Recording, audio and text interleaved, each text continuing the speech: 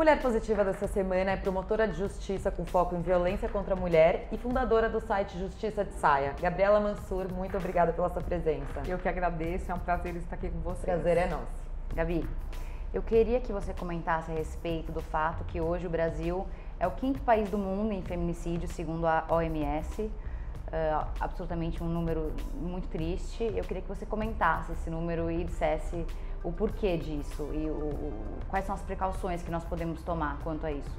Esse número é altíssimo. A violência contra a mulher no Brasil, ela atinge muitas mulheres de todas as classes sociais, de todas as idades, independentemente da profissão. Claro que as mulheres negras sofrem mais violência, as mulheres que têm menos oportunidades e menos acesso à justiça também sofrem muita violência, acabam não tendo proteção, porém todas as mulheres estão sujeitas à violência e isso eleva o índice de violência contra a mulher no Brasil e faz com que nós sejamos o 5º país do mundo com alto índice de violência, principalmente de mortes violentas contra as mulheres.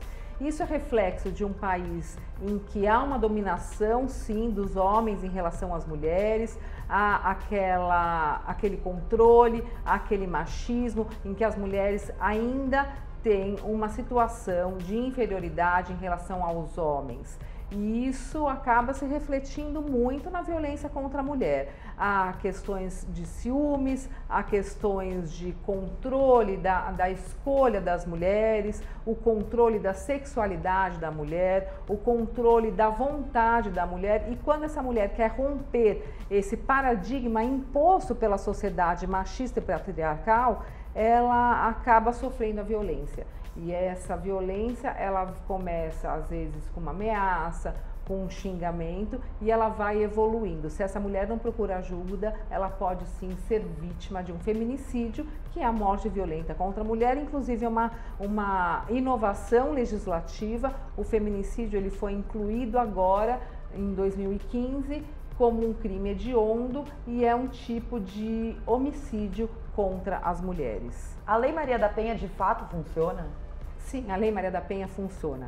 Há muitas pessoas que falam que não dá em nada, mas eu já trabalhei antes da Lei Maria da Penha como promotora de justiça e após a Lei Maria da Penha. E eu vejo o aumento do número de denúncias, de procura das mulheres pelas delegacias especializadas, pelo Ministério Público, Poder Judiciário. Nós temos hoje varas especializadas, promotorias especializadas, nós temos equipes multidisciplinares para atender as mulheres em situação de violência e vários projetos de empoderamento feminino e enfrentamento à violência contra a mulher. Eu vejo hoje em dia que há uma união de esforços de entidades públicas, inclusive de empresas privadas, no combate à violência contra a mulher, e isso sim é uma consequência da Lei Maria da Penha, que é sim uma conquista do movimento feminista, é uma conquista de nós mulheres que temos hoje em dia uma lei para nos proteger de tamanha violência que sofremos aqui no Brasil e no mundo também.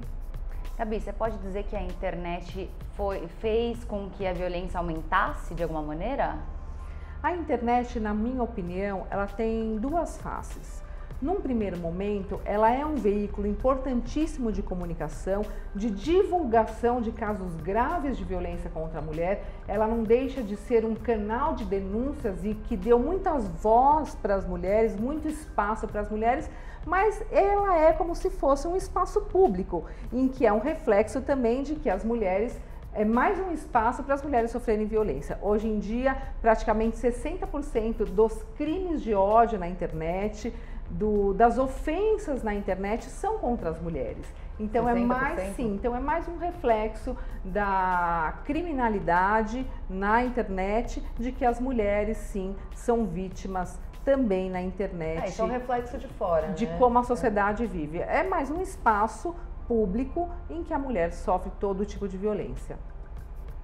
Falando em internet, no começo do ano teve o Globo de Ouro, onde todas as atrizes foram de preto, a Oprah discursou, o Time's Up, o movimento todo.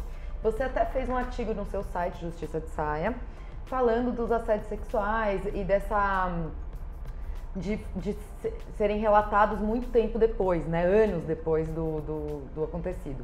Lá fora, esses crimes podem ser julgados, né? Mesmo depois de tanto tempo do ocorrido. Aqui não, aqui existe um prazo de 6 meses, né? Uma coisa assim. Explica pra gente esse prazo. Sim. Por exemplo, essas denúncias não valeriam mais aqui no Brasil, é isso? O assédio sexual, ele sempre ocorreu.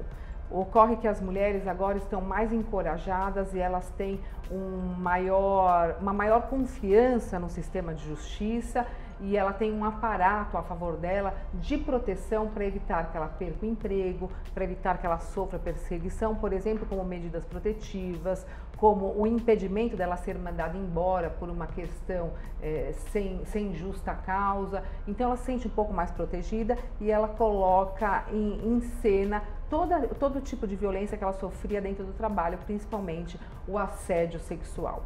Ocorre que no Brasil o assédio sexual ele é processado mediante ação penal pública condicionada à representação da vítima. Isso significa que a vítima ela tem que falar, eu quero processar essa pessoa. E ela tem um prazo de 6 meses da data dos fatos para oferecer essa representação, que é assim que nós chamamos juridicamente. Passado esse prazo, ocorre a decadência da representação e é extinta a punibilidade da pessoa, do agressor, do autor dos fatos. Mesmo portanto, que a vítima queira falar depois. Sim, aí é um instituto jurídico. O agressor não pode mais ser julgado. Não, e é uma das causas de extinção da punibilidade previstas no artigo 107, inciso 4 do Código Penal. Na minha opinião, essa mulher, até ela conseguir, primeiro, romper o silêncio, a barreira da vergonha, do medo e ter a confiança nas pessoas, nos recursos humanos da empresa ou no próprio sistema de justiça, ela vai demorar mais do que 6 meses. Então, muitos fatos gravíssimos acabam não sendo levados à justiça, acabam não sendo punidos na esfera criminal por conta desse escasso prazo de representação de 6 meses. Mas é claro, Sofia, que esses crimes, essas condutas podem ser aí apuradas na esfera trabalhista, na esfera civil, para uma indenização para a vítima. Aliás, as vítimas têm direito à indenização por conta de um dano sofrido dentro da empresa. E o assédio sexual causa um dano moral, causa um dano à saúde mental dessa vítima. Muitas ficam com depressão, com perda da autoestima, com síndrome do pânico, com falta de concentração no trabalho. Então, todos esses danos que são causados à vítima devem ser indenizados na esfera civil. Porém, na esfera criminal, que dá aquela sensação de impunidade que aqui no Brasil nós vemos muito, a sensação de impunidade nos crimes de violência contra a mulher, ele acaba não sendo apurado, julgado e esse agressor acaba não sendo condenado. E isso tem sim um efeito, Fabi, muito ruim, porque é como se você não pune um crime, é como você incentivasse indiretamente a sociedade a praticá-lo.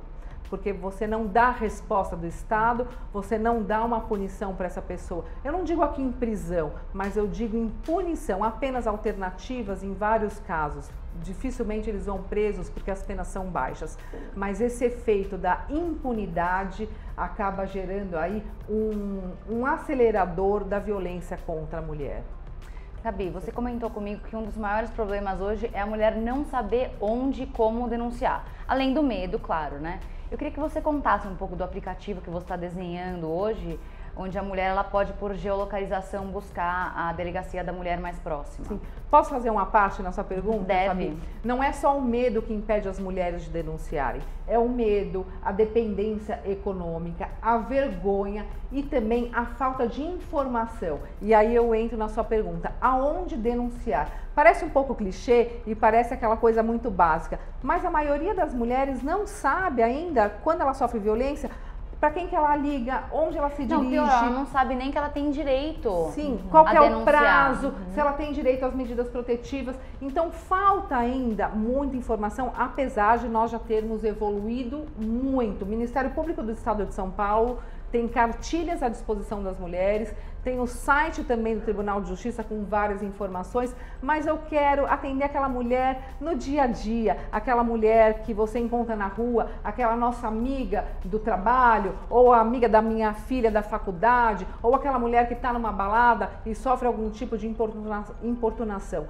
Eu quero que essa mulher independentemente de acessar a delegacia ou o sistema de justiça, saiba naquele momento o que ela tem que fazer.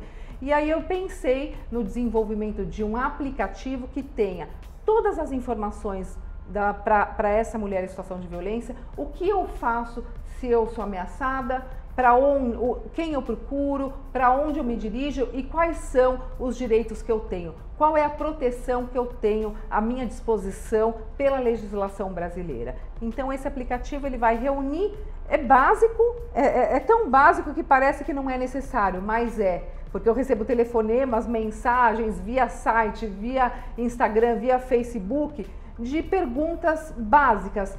Quem eu procuro, onde eu me dirijo, qual é o horário, onde é a delegacia mais próxima. Então eu quero reunir informações que tem no meu site, mas eu quero deixar isso um pouco mais palpável para essa mulher, para que ela baixe no celular dela e tenha imediatamente as informações necessárias caso ela sofra qualquer tipo de violência. Qual é o nome do aplicativo? Ainda nós estamos estudando, mas provavelmente Justiça de Saia para todas. Conta pra gente um caso que marcou a sua vida.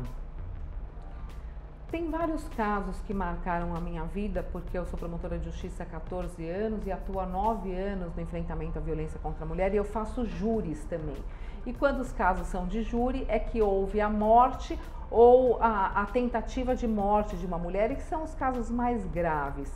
Mas tem dois que me chamaram muita atenção, que é o caso de uma mãe, a dona Celeste, que foi morta pelo filho após vários pedidos de ajuda e a nossa intervenção, a intervenção do Ministério Público, da Justiça nessa ajuda. Mas é muito difícil uma mãe denunciar o próprio filho. Nossa. E muitos casos de drogadição, muitos casos em que você não consegue incluir esse autor da violência num tratamento de drogas, num tratamento de alcoolismo, você acaba perdendo esses casos e essas mães acabam sendo assassinadas. Então eu me lembro que eu consegui a proteção dela, eu consegui a prisão do agressor e depois que ele foi solto eu fui transferida para outra cidade por uma promoção. E aí a minha estagiária me ligou e falou: ah, lembra da dona Celeste? Falei, lógico, eu atendi a dona Celeste por 2 anos. O filho dela entrou na casa dela e deu 20 facadas na dona Celeste, numa crise de abstinência de droga. E aquilo lá me fez repensar a forma de trabalhar com a violência contra a mulher. E aí eu mudei o foco, não deixando de desenvolver projetos de empoderamento feminino, de trabalho, de autoestima, de informação, de apoio jurídico, psicológico e médico para essas mulheres, mas eu passei a voltar um pouco mais o meu trabalho para projetos para o autor da violência, para a desconstrução de comportamentos machistas, para tratamento de álcool e droga, para que ele consiga não cometer novamente a violência contra a mulher, porque 65% dos casos são de reincidentes, e para que ele consiga também, se ele tiver algum tipo de vício, que ele consiga passar por um tratamento, ser encaminhado para um tratamento e não descumprir a medida protetiva. Porque o da dona Celeste, ele descumpriu uma medida protetiva e foi lá e acabou assassinando. Então o seu trabalho não é só ajudar as vítimas, é ajudar os agressores. Na verdade não é ajudar os agressores. Não, a sair dessa... Sim, a sair desse contexto machismo, também de violência, que muitos deles também estão repetindo comportamentos aprendidos na infância, conviveram em lares violentos, em lares agressivos, eles estão repetindo esse comportamento. E eu vejo que esse projeto, que chama Tempo de Despertar, tem é um sucesso porque nós conseguimos diminuir a reincidência de 65% para 2%. E esses homens que estão sendo processados, eles são incluídos nesses projetos, nesses programas chama de ressocialização do agressor, em que eles fazem grupos reflexivos, como se fossem rodas de conversa em que esses homens, assessorados por psicólogos e assistentes sociais, acabam discutindo a temática da violência doméstica e entendendo o papel do homem e o papel da mulher na nossa sociedade atual. Isso educação. É muito importante. É uma reeducação, nós chamamos. E o segundo caso que me chama a atenção, e assim, para mim, os casos mais graves são de violência contra crianças, principalmente contra as meninas. E aí vem o abuso sexual, o estupro de vulnerável. E aí eu peguei um caso em que o padrasto abusou sexualmente de uma menina de 5 anos à época, e ela ficou passando mal, ele deixou ela agonizando e ela morreu sem socorro. E eu fiz o júri desse caso. Então, são casos que me chamam a atenção, me deixam emocionadas, porque você não devolve a vida dessas pessoas, mas você dá a resposta para a família, para a alma e para a sociedade. Você devolve a dignidade dessas mulheres e incentiva outras mulheres a denunciarem. E na semana passada eu tive um caso também de uma mulher que me chamou a atenção, que era uma mulher que tinha um nível econômico mais alto, tinha uma profissão estabelecida, já com uma certa estabilidade, e ela sofria violência há muito tempo e não tinha coragem de denunciar. Ela sofria uma violência psicológica muito forte. Ele não tinha agredido essa mulher, mas ele deixou ela com síndrome do pânico, com depressão, com vontade de se matar. Ela se automutilava, mas ela viu em alguma reportagem uma matéria minha, uma entrevista minha, e ela falou que se encorajou e me mandou uma carta falando que se ela tivesse visto outras mulheres lutando contra a violência doméstica, ela teria denunciado antes, e isso teria trazido muito mais felicidade para ela, porque ela já praticamente tinha perdido tudo. Ela não tinha mais vontade nem de levantar da cama. E aí eu percebi que o relato dela é semelhante ao relato de muitas mulheres que não sofrem agressão física, mas sofrem a violência psicológica, e muitas vezes nem sabem que estão sofrendo essa violência e acabam não denunciando e acabam aí perdendo grande parte da vida, a saúde também, porque é uma lesão à saúde da mulher, a saúde física, a saúde mental, e acabam não podendo viver plenamente, com felicidade, com saúde, e sempre subordinada a uma pessoa que está tratando ela com violência. Qual a mensagem que você pode dar para as mulheres que estão te assistindo? Nenhuma mulher merece violência. Denunciem, procurem apoio, procurem ajuda e saiam da violência. Eu sempre falo que há vida após a violência, e isso é o que nós estamos vendo aí no cenário não só nacional como internacional. Gabi, veja o quanto é importante mostrar seu trabalho para as pessoas, né? Últimas 3 perguntinhas. Um livro, um filme, uma mulher que você admira? Bom, um livro que eu li agora, que todo mundo falou para eu ler, é muito pequenininho, mas Como Educar Crianças Feministas. É muito importante, inclusive para quem tem filhos homens, que leiam esse livro, porque várias vezes a gente acaba reproduzindo o machismo, mesmo sendo mulher, na criação dos nossos filhos. E isso é importante para que eles se tornem homens que respeitem os direitos das mulheres.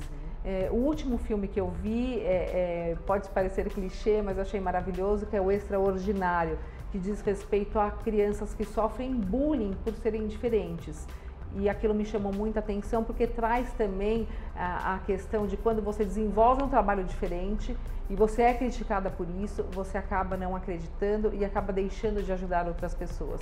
E eu sempre acreditei no meu trabalho de violência contra a mulher, que antes ele era criticado ou as pessoas achavam chato, e hoje nós vemos aí várias pessoas importantes falando sobre isso. E já que nós estamos nessa linha de falar sobre os assédios sexuais, uma mulher que eu admiro, tem várias mulheres que eu admiro, obviamente que a minha mãe é uma das mulheres que me deu mais força e que me ensinou a lutar por outras mulheres, mas eu não posso deixar de citar que hoje, atualmente, nesse dia, a mulher que eu mais admiro é a Oprah, pelo discurso e pela coragem que ela teve quando ela falou no Globo de Ouro, agora de 2018, em que ela disse uma coisa muito importante: muitas mulheres sofrem caladas, assim como minha mãe, e tem que criar filhos. Então, o que ela quis dizer? Que muitas mulheres sofrem violência e não conseguem sair. E outras pessoas não entendem isso e acabam criticando, falando, ela apanha porque ela gosta, ou ela é fraca, ou ela é covarde. E não é isso. A mulher tem o tempo dela e cada mulher tem sua história. E ela deixou uma mensagem muito importante: que todas as meninas escutem esse discurso e saibam que um novo dia está surgindo no horizonte. É um novo dia, é uma nova era para todas as mulheres. Amém. Muito obrigada. Eu que agradeço. Adoramos, Gabi. Muito esclarecedor. Deu show, como sempre. Deu show. Deu show. Obrigada, muito legal Gabi. esse trabalho. Parabéns. Continuem. Vamos lá. Até semana que vem com mais uma mulher Eu positiva. sempre choro, mas eu não chorei dessa vez.